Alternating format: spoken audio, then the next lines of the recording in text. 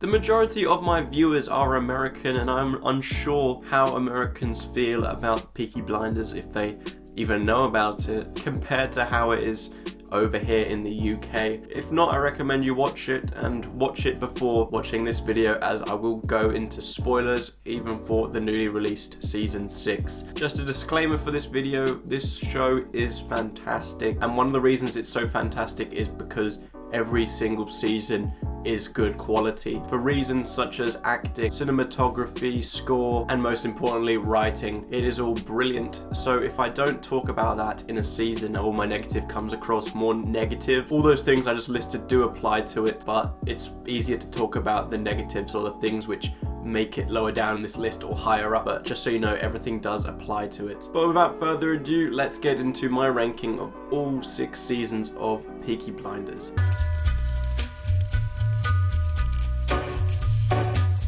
Season 6 flows differently to all the other seasons, and that's mainly due to the time jump. Focuses on where the characters are at nowadays rather than a villainous plot which gets them all involved. But by saying that, there are actually antagonists this season, but none of which fit the same stature of previous ones, where there's a structure to their schemes and their arc throughout the season. Saying that one of these antagonists this season was the one from the previous season, but he takes a bit of a sideline approach this time around, as his partner Diana Mitford kind of takes the center stage, but even so, not doing too much. And the reason for this sort of villainous layout, because of these characters being real life people who do live on for many years after when this show is set. So I think that's why we don't see their deaths, or we don't see them defeated, as in their eyes they succeeded at what they did. It is clear that this time jump came about sooner than the writers had hoped, or at least with this time jump they would have done things differently, as the tragic passing of Helen McCrory did kind of push them to do something without Polly, and a time jump kind of does make sense in that way. She was such an important character and really had such a big presence on this show, so may she rest in peace. From her passing, where the writers did have to change a few things up, there are some inconsistencies unfortunately. The direction was unclear at points, and it fails to balance certain moments, whether those are characters like Arthur and Michael, even when they do have important roles later on in the season. It's just they didn't know what to do with them in the meantime. But season 6 does have these inconsistencies, as I said, and also odd choices, like Tommy cheating on his wife in the penultimate episode didn't make a lot of sense to me, as well as the introduction of his other son Duke. Still an enjoyable season, as all these seasons are, but there were some things which really did stand out, but I think it is below this show's standards, despite it being still good.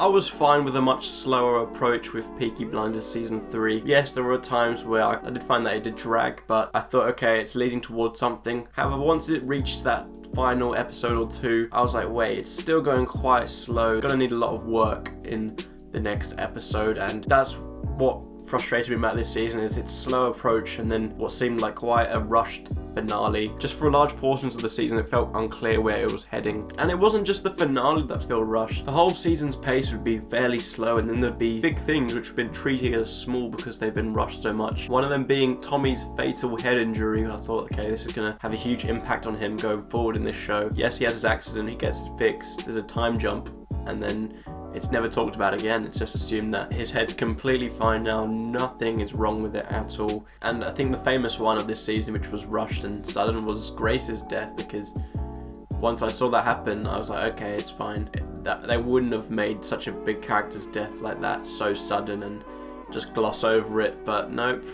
It was real, she didn't survive. I did feel confused watching it, because I was like, wait, I feel like I've missed an episode or something in here, when moments like that just felt way too rushed. But at the end of the day, I think it's because there was an abundance of extra storylines which didn't need to be added in, only to make it more confusing and convoluted. Kind of drowned antagonist Father Hughes, as I thought he was quite intimidating, and obviously if you watched it, dark and disgusting. So too much did happen in this season, but as I mentioned, of all these seasons, I did enjoy it.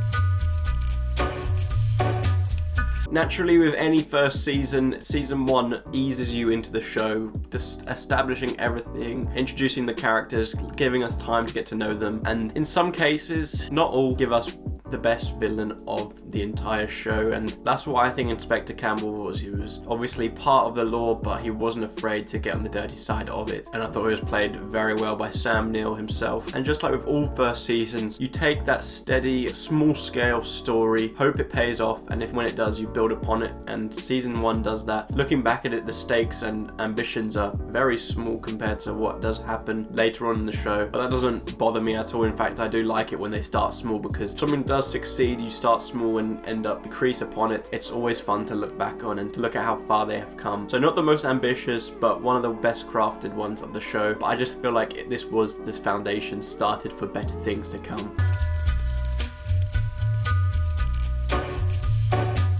Peaky Blinders has always had a bit of politics involved in it, but I feel as though season 5 is the point where it gets really involved with it, as Tommy becomes an MBE and not to mention gets involved with fascism. So as he is more in power, this does raise the stakes and makes some things much more interesting with how they play out. As he has risen in power, you do gain powerful enemies, and that's what does happen with Oswald Mosley, who, as I mentioned earlier, was a real life person. So the way they've tied Tommy into his history has been done in interesting ways while not completely changing it for the show's sake. An actress who's become very popular these days, Anya Taylor-Joy, is a fantastic addition here, as her and Michael add this personal dynamic to the Shelbys, aside to a rivalry which hasn't been fully explored this way completely. Season 5 was the beginning part of this and season 6, which has now obviously concluded. Overall, I thought it was a great season, like most on this list.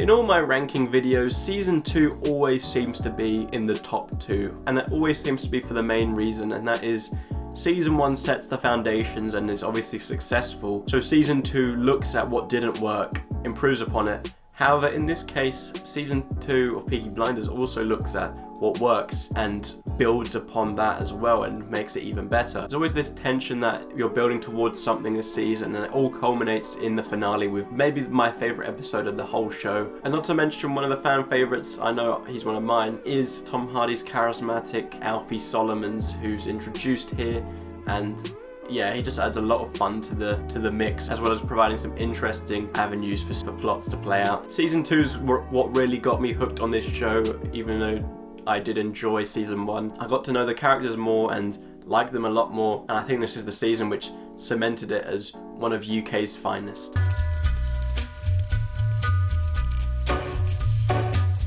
Season 4 felt different immediately, and I think that's because they got rid of the Red Right Hand theme song. Not sure why, I loved it. But yeah, that and also straight off the bat, them killing Michael just really did emphasize that nobody is safe in this show. And this season's not really like one we'd had experienced in the way it plays out, because it's more like the Shelbys are wanted. Not by the law, because, you know, they are the law essentially. But, you know, they have hitmen on them, they have a gang on them.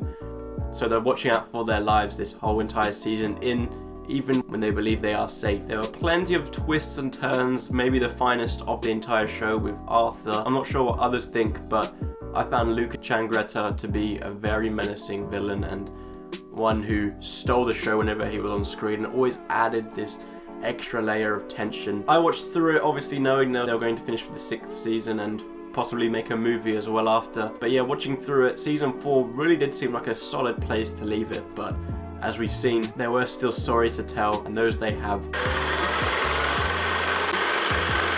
Thank you so much for watching today's video. If you're wondering why this is such a delayed video, it's nearly a week or maybe even a week after the release of the finale. It's because of a few factors. One, the main one, I have been ill, if you can probably tell from my voice. So some days I couldn't get out of bed, and those which I could, I didn't feel like filming, I didn't have the energy to. So it was just a bit of poor timing on that front, especially when I haven't had anything to upload for a while. 2, because my house is being renovated, so I can only really film from about 5 o'clock onwards, and as you just hear drilling and hammering in the background. And it brings me into my 3rd one, which is work, because a lot of my shifts have been from 4 till midnight, so having that slot tie into when the builders leave is a bit annoying because I don't have that free time to do this. But anyways, I hope you enjoyed today's video. Please like and subscribe, and I hope to see you in my next video.